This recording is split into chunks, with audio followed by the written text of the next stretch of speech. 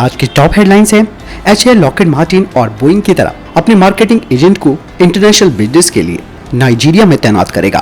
तेजस MK2 पर और तेजी से काम करने के लिए एडीए प्राइवेट फर्म्स के साथ बात कर रही है। डीआरडीओ की एडीई जल्द ही 6 नए रुस्तम 2 का प्रोडक्शन करेगी। प्रोजेक्ट अन्वेषा के तहत डीआरडीओ ने प्राइवेट सेक्टर के साथ बनाया hyper spectacled imaging payload system.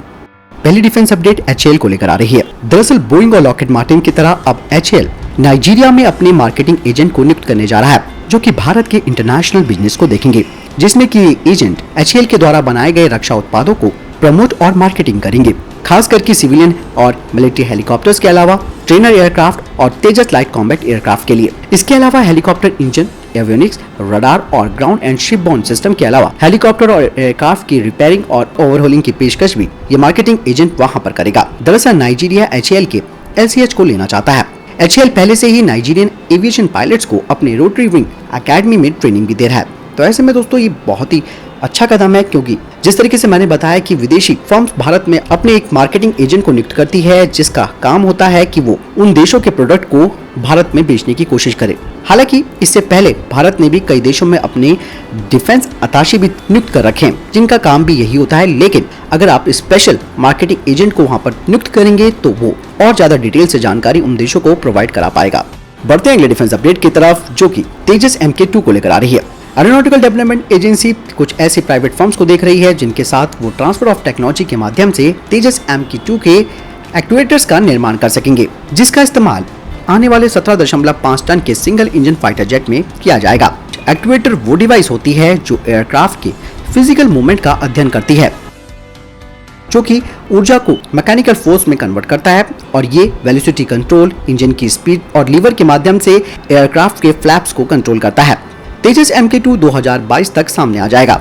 हाल ही में एचएएल के चेयरमैन ने कहा कि पहला प्रोटोटाइप तेजस MK2 का दिसंबर 2022 तक आ जाएगा, जिसका मतलब ये है कि ये प्रोजेक्ट अपने तय समय से केवल 2 से 4 महीने देरी से आएगा। बढ़ते हैं अगले अपडेट की तरफ, जो कि रुस्तम 2 ड्रोन को लेकर आ रही है। डीआरडीओ के एरोनॉटिकल डेवलपमेंट एस्टेब्लिशमेंट जल्द ही 6 रुस्तम 2 का प्रोडक्शन करने वाली है, जिन्हें कि तीनों सेनाओं के पास भेजा जाएगा यूजर एंड ट्रायल्स के लिए। और अभी तक इसका इन हाउस सफलतापूर्वक यूजर ट्रायल हो चुका है, जिसके बाद स्वदेशी रुस्तम 2 UAV का मास प्रोडक्शन किया जाएगा।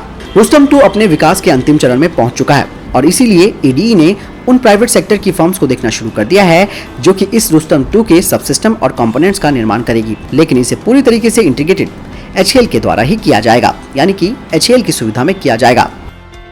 बढ़ते हैं अगले अपडेट की तरफ, जो कि डीआरडीओ को ही लेकर आ रही है। डीआरडीओ के instrument research and development institute ने प्राइवेट सेक्टर के साथ मिलकर hyper spectacled imaging payload system तैयार किया है, और ये डीआरडीओ के प्रोजेक्ट अन्वेषा के तहत है, और इसे इसरो के द्वारा लॉन्च किया जाएगा। हाइपर स्पेक्टिकल इमेजिंग पेलोड को 2 सैटेलाइट्स में लगाया जाएगा, और इसे धरती से 500 किलोमीटर की ऊंचाई पर स्थापित किया जाएगा। इससे सेना को दुश्मन के टारगेट को मात्र 12 मीटर की सटीकता के साथ देखने को मिलेगा, जिससे कि दुश्मन के ठिकाने सटीकता से खत्म हो पाएंगे। बढ़ते हैं अगले अपडेट की तरफ, जो कि भारतीय वायुसेना को लेकर आ रही है। भारतीय वायुसेना ने लद्दाख में दुनिया के सबसे ऊंचे mobile air traffic control tower में से एक का निर्माण कर लिया है। न्योमा के एडवांस लैंडिंग ग्राउंड में एयर ट्रैफिक कंट्रोल का निर्माण किया गया है। ये पूर्वी लद्दाख के क्षेत्र में चल रहे फिक्स्ड विंग विमानों और हेलीकॉप्टरों के संचालन को नियंत्रित करता है। पिछले साल करीबन 14,000 से लेकर 17,000 की फीट की ऊंचाई वाले इलाकों में बहुत कम तापमान में सेना ने अपनी तैयारियों को और पुख्ता किया है। पूर्वी लद्दाख में LAC के पास चीन के साथ तनाव के बीच भारतीय सेना लगातार मजबूती से डटी है। इन इलाकों में टैंक रेजिमेंट तैनात की जा चुकी है। तो दोस्तों, ये थे अभी तक के टॉप डिफेंस और स्पेस अपडेट। वीडियो के संबंध में कोई प्रश्न, जवाब या आपको कोई सवाल है, आप कमेंट सेक्शन में लिखकर जरूर पूछ सकते हैं। मिलता हूं नई वीडियो के साथ, ख्याल रखिएगा अपना, साथ ही चैनल सब्सक्राइब करना ना भूलिएगा। नमस्कार, वंदे मातरम, जय हिंद।